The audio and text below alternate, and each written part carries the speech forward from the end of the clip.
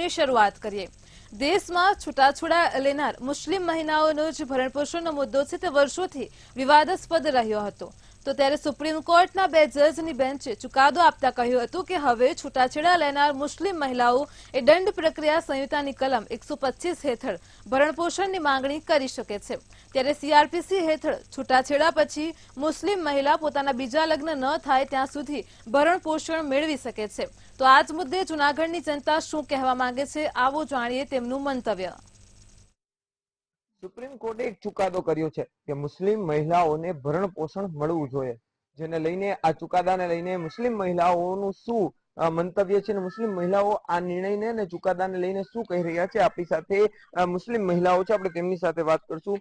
બેન, ખાસ કરીને સુપ્રીમ કોર્ટે એક ચુકાદો કર્યો છે કે જે ભરણ પોષણ જે પહેલા મહિલાઓને મુસ્લિમ મહિલાઓને નહોતું મળતું એ હવે માન્ય રહેશે, શું કહેશો? નમસ્તે, મારું નામ હમીદાબેન દલ છે। હું મુસ્લિમ અગ્રણી તરીકે મહિલા મોરચામાં કામ કરું છું અને મારું કહેવાનું એમ છે કે જો સુપ્રીમ કોર્ટે આ નિયમને આ રૂલ્સ લાગુ પડ્યું હોય તો એ ખાસ જરૂરી છે।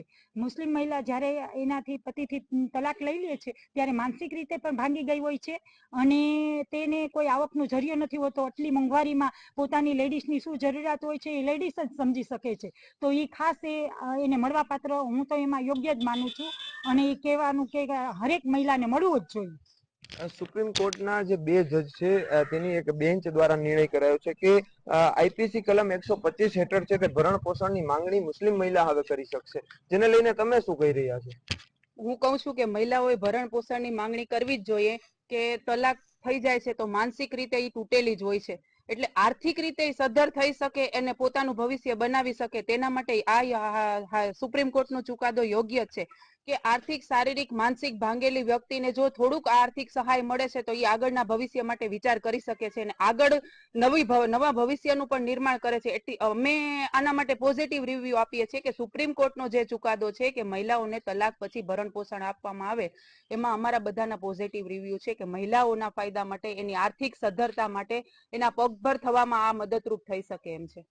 ખાસ કરીને મહિલાઓ છે તે છૂટાછેડા લઈ લેતી હોય છે પતિથી અને બાદમાં પતિ છે તે ભરણ પોષણ નથી આપતા અને જેને લઈને અનેક કેસો પણ સામે આવે છે। જ્યારે સુપ્રીમ કોર્ટે કહ્યું છે કે તેને ભરણ પોષણ આપવું જોઈએ મુસ્લિમ મહિલાઓને, શું આપનું મંતવ્ય છે? આપવું જ જોઈએ। અમે ક્યાં જઈએ અત્યારે, એક બેન બચારા લઈને વહી જાય, પપ્પા કોઈ દી જોયું તમે કે પપ્પા છોકરા લઈને વહી જાય? બેન જ પપ્પા છોકરા લઈને વહી જાય છે। તો છોકરાઓને ને બેન ને કેમ ક્યાં જવું અત્યારે? સરકારે નિર્ણય લીધું બહુ જ સારું લીધું છે, અમને બધા એમાં સપોર્ટ જ કરશું સરકારને। સુપ્રીમ કોર્ટના આ ચુકાદાને જૂનાગઢની મહિલાઓ છે તે આવકારી રહી છે અને આ ચુકાદો છે તે મહિલાઓના હિતમાં છે, તે સારો છે તેવું પણ કહી રહી છે।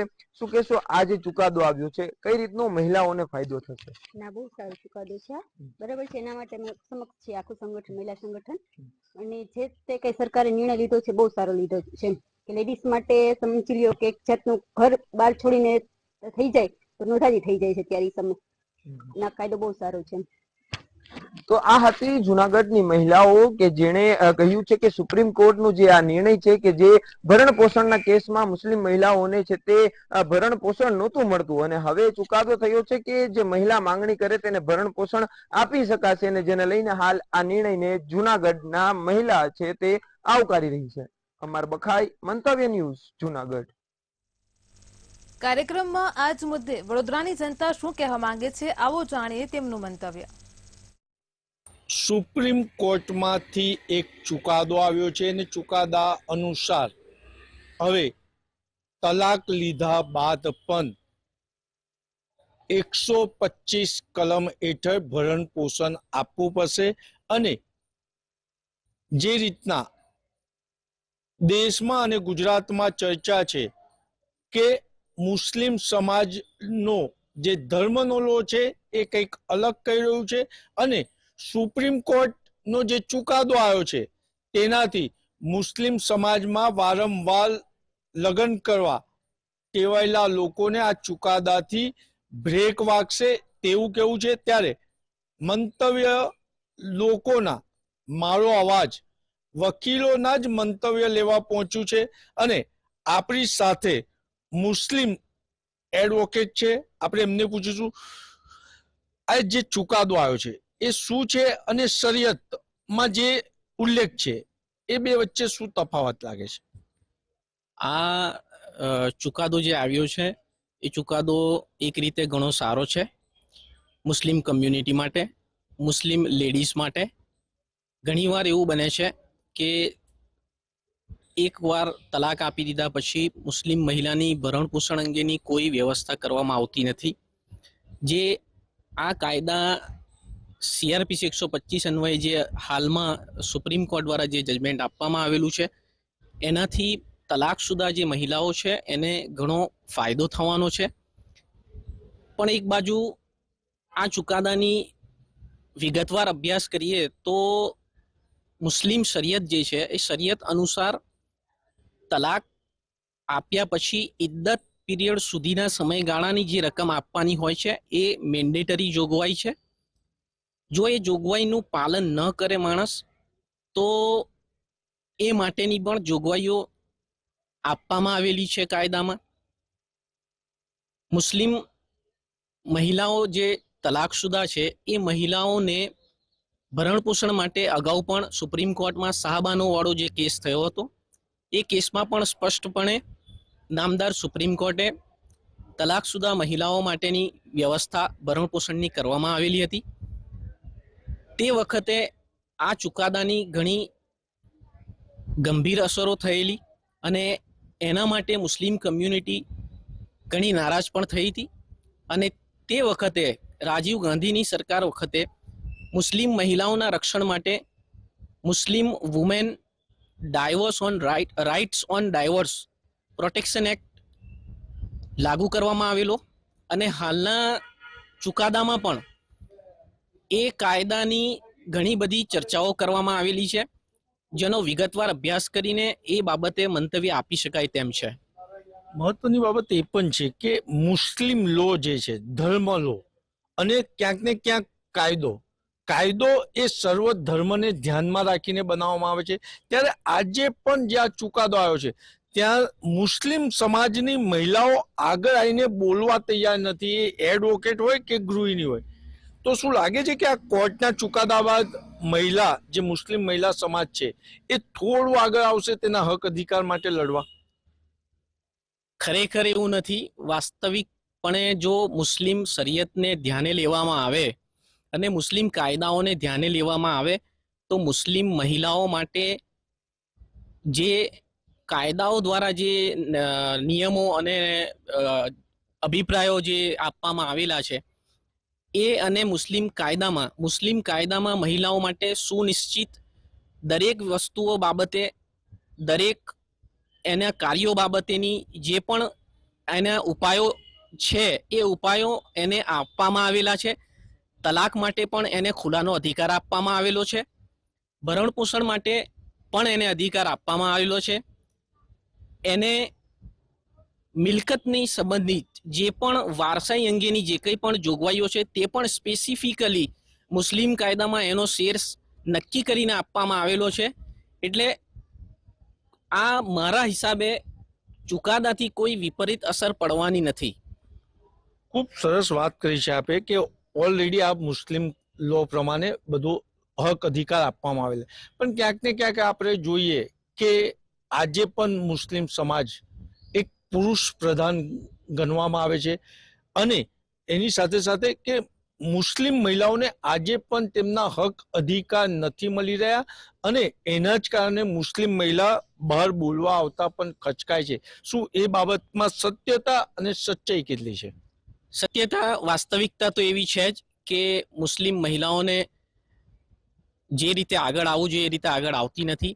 પણ ખરેખર કાયદામાં અને મુસ્લિમ લોમાં પણ મહિલાઓ માટે દરેક રીતે એની જોગવાઈઓ કરવામાં આવેલી છે અને મારા હિસાબે મુસ્લિમ મહિલાઓ આગળ આવે તો એમને ચોક્કસપણે મુસ્લિમ કાયદા અન્વયે જે કંઈ પણ રેમિડીઝ છે એ અવેલેબલ મળી રહેશે.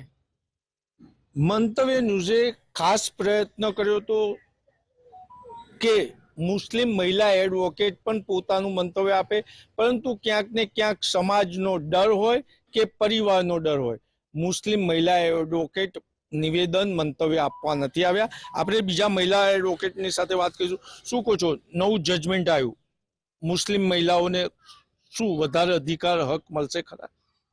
એના માટે જજમેન્ટ આવી બહુ સારી વાત છે, પણ આ જે મેન્ટેનન્સનો હક છે 125નો મેન્ટેનન્સ હેઠળનો, એની જોગવાઈ પહેલેથી જ જેમ મારા આગળ એડવોકેટ શ્રીએ કહ્યું એમ શાહબાનુના કેસથી 1986થી એમને રાઈટ સુપ્રીમ કોર્ટે આપેલો જ છે મેન્ટેનન્સ માટે, પણ કાયદો જાણવો અને કાયદાનો યુઝ કરવો એ બાબતે તેમનામાં અજ્ઞાનતા છે, કે જે એમનામાં નોલેજ વધે કે આ વસ્તુ અમારા ફેવરમાં થઈ રહી છે તો એનો યુઝ કરી શકે. તો એ બાબતે મારું કહેવું એમ છે કે જે મુસ્લિમ મહિલાઓ છે એ આ કાયદાને સુપ્રીમ કોર્ટના જજમેન્ટને અનુસરીને એમના હક માટે જો લડત લડે તો વધારે સારું. જેટલી હિન્દુ મહિલાઓમાં જાગૃતતા છે ને જેટલું એ વાપરી શકે છે, એમના નિયમો, મુસ્લિમના નિયમો ને કાયદાઓની જોગવાઈઓ ઓલરેડી આપેલી છે, પણ એમાં પણ એમને વધારે નોલેજ ન હોવાથી એ લોકો ઘણી વખત વાપરતા નથી.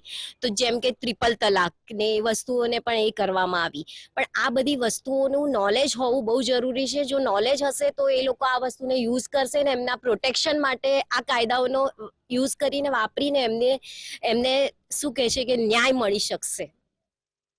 તમે એવું માનો છો કે આજે દેશ હોય કે વિશ્વ મહિલાઓને પુરુષ સમાન અધિકાર આપી રહ્યા છે, ત્યારે આજે પણ મુસ્લિમ સમાજને એ મહિલાનો અધિકાર ના મળ્યો? કારણ કે તમે પણ પ્રયત્ન કર્યા છે કેટલા મહિલા એડવોકેટને મંતવ્ય આપવા. જે શિક્ષિત મહિલા છે એ પણ મંતવ્ય આપતા ડરી રહી છે કે ડરના માર્યા જ એવું કહી શકાય કે મંતવ્ય નથી આપી રહ્યા. તમને પણ અનુભૂતિ થઈ હશે, તો એવું માનો છો કે શિક્ષિત મહિલા આજે પણ મુસ્લિમ સમાજમાં પુરુષ સમોવડા હક નથી મળી રહ્યા? એમાં માઇન્ડ મેન્ટાલિટી ઇફેક્ટ કરે છે, કારણ કે એ અહીંનો પણ ભાગ છે પ્રોફેશનલી, પણ એમના એક સમાજનો પણ ભાગ બને છે મહિલા.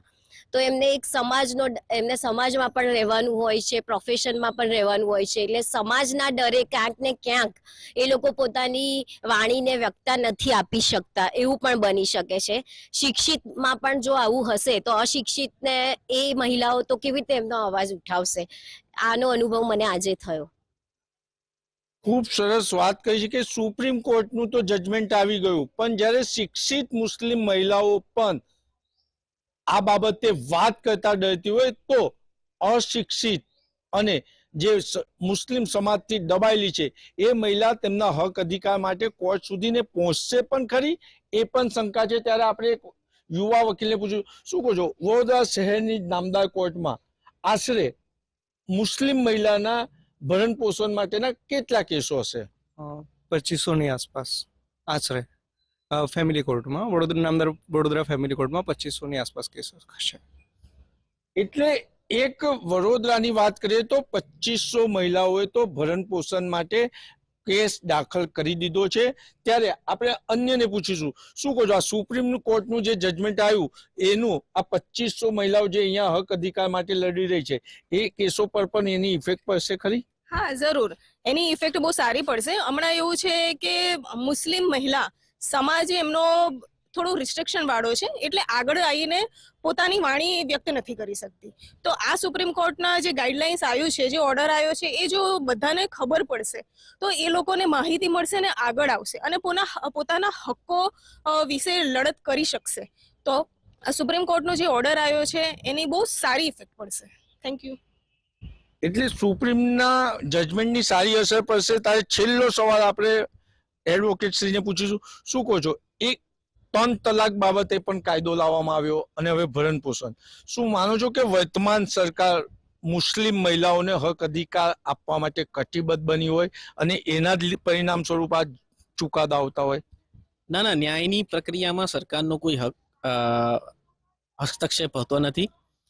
સરકાર દ્વારા જે કાર્યો કરવામાં આવે છે એની પદ્ધતિ આખી અલગ હોય છે, અને આ ન્યાયતંત્ર જે ચાલે છે એ ઇન્ડિપેન્ડન્ટલી કાયદો અને સમાજને જે પ્રશ્નો જે છે એના અનુસંધાને આ જજમેન્ટ આવેલું છે.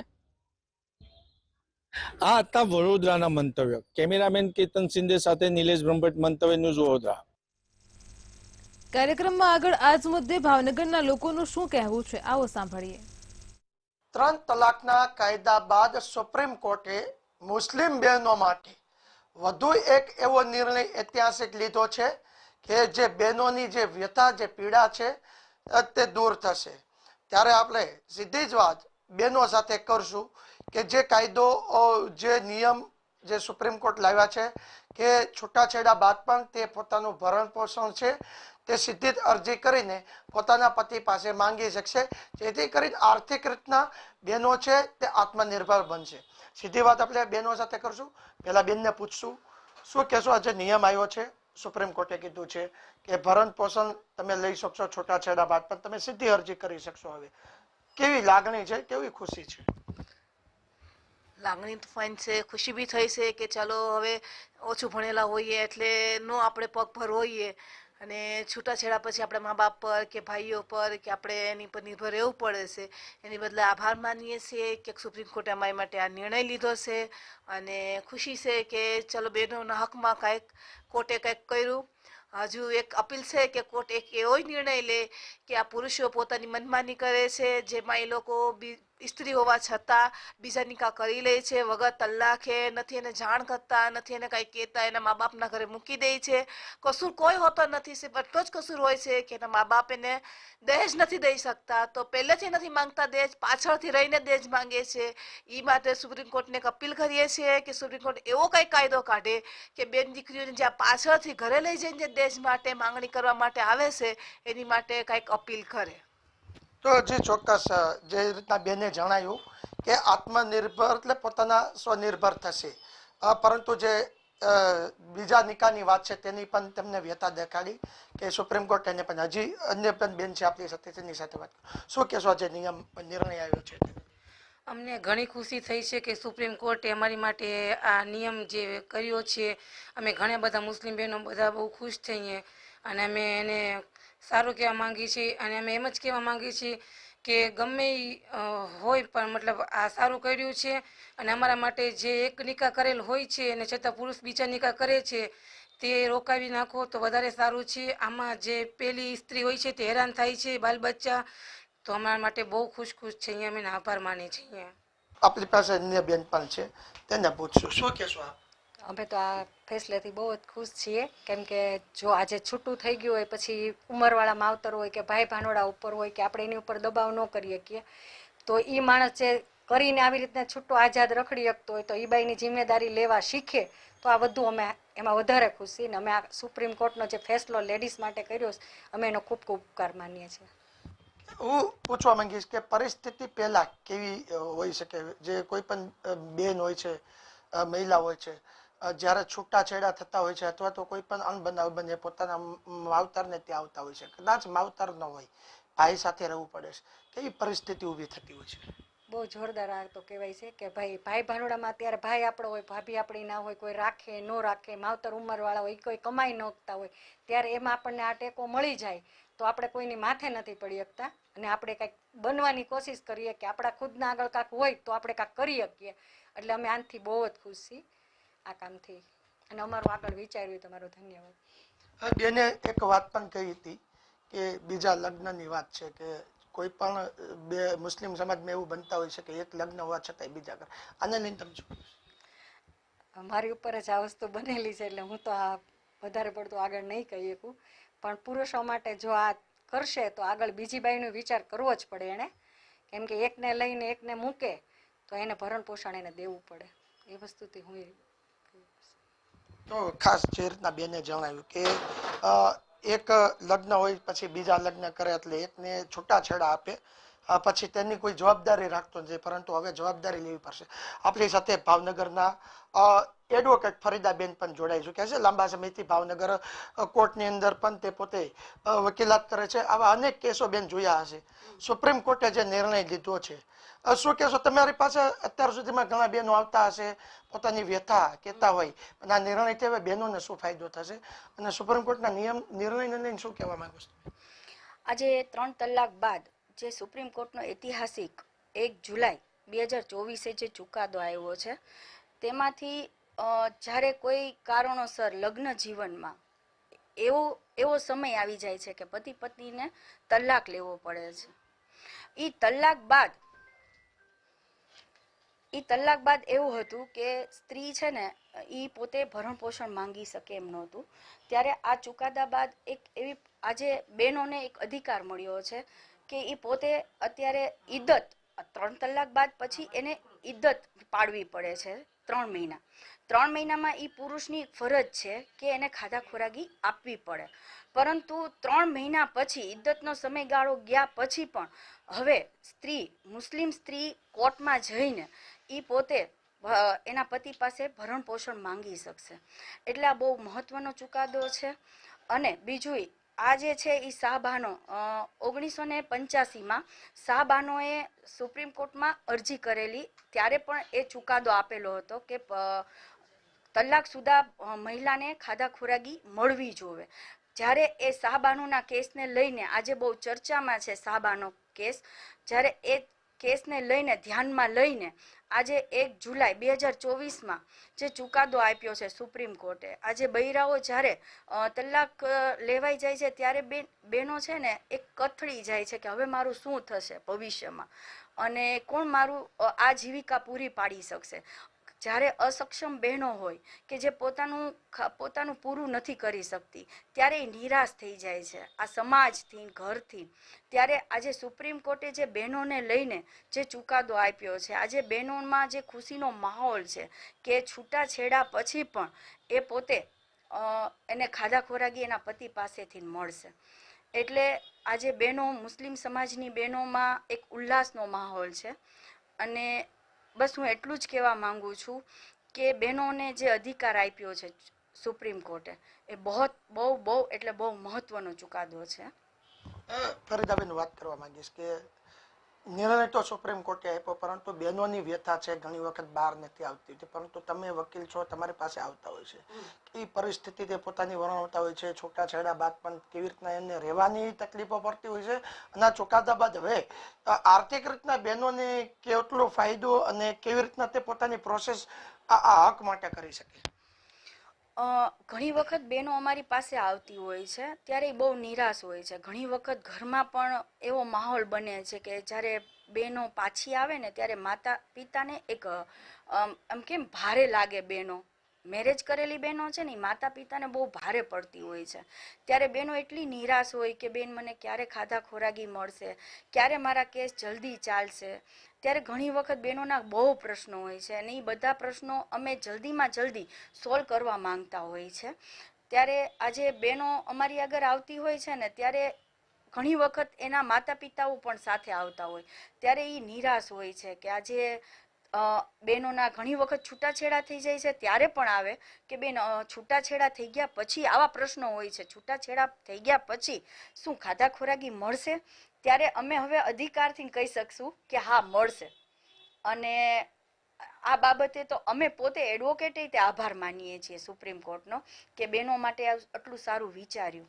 અને બીજું એ કે ઘણી વખત એવી પરિસ્થિતિ બને છે કે એક લગ્ન હયાત હોય નિકાહ અને બીજા લગ્ન કરી નાખે છે પુરુષ, જેને એની પેલી પત્ની વિશે એને કોઈ ફરજ જ ન હોય અને એની સામુય ન જોવે એ રીતે એની કોઈ દયા દ્રષ્ટિ કોઈ વસ્તુની, કારણ કે એને પહેલા ઘરેથી બાળકોય હોય છે એ પણ વિચારતા નથી અને બીજા નિકાહ કરી નાખે છે. ત્યારે હું એ પુરુષોને એટલું જ કહું છું કે તમે તમારી જવાબદારી નિભાવો.